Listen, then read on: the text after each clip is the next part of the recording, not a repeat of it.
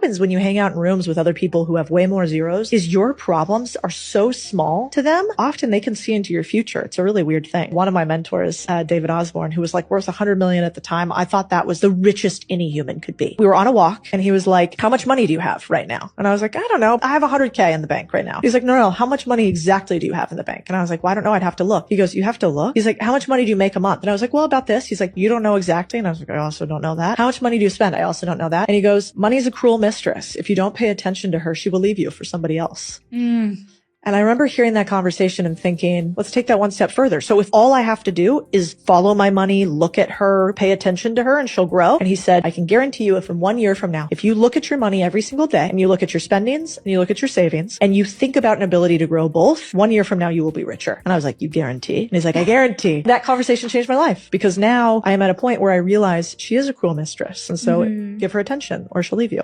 This is so important to know, and this is so true. Wealthy people really know what's in their account, and not just what's in their account, but how much are they spending and how much are they making. And they're checking that, and they're constantly checking that. And I found the more I checked it, I'm constantly checking how much I'm spending, how much I'm making.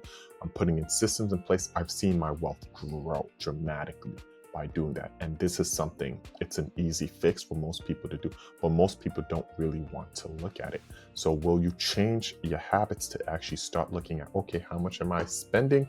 How much am I making? And how can I figure out how to grow what you're making? Constantly thinking, I'm always thinking, okay, how can I make more money? How can I do this? How can I do this? How can I do this? It doesn't mean you're money hungry. If you treat money and treat accumulating money as being money hungry, you're never going to accumulate money. Why? Because you really disdain money. Rather, if you treat it as a way to accomplish your goals, your dreams, to provide for your family, now you're looking at it with a positive spin. Don't let this propaganda or the way people hate money make you start feeling negatively about money, because it's hard to track something you feel really negative about. Money is a tool. Nothing more, nothing less. So knowing that, how much are you saving? How much are you investing? Constantly looking, okay, I'm looking at this, this, and this. Okay, I want to invest at this point. I want to invest at this point. So I'm watching the stock. Okay, is it getting down to the price point that I want to invest at? Boom, it's there. And there's a great people I follow who's amazing for this. And I'm going to shout him out, Ian Dunlap, the Master Investor. He is phenomenal and has helped me in amazing ways. So he top notch on investing. That's somebody to look out for. But doing that and constantly putting in, right?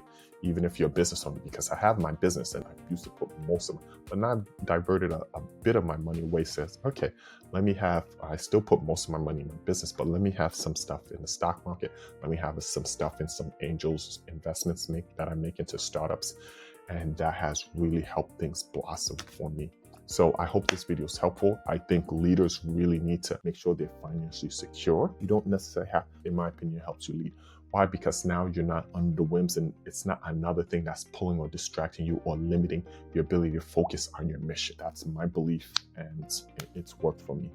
So that's all I have to say today. Do you agree? Do you disagree? What are your thoughts about constantly watching your bank account, constantly watching your investment, constantly watching your savings?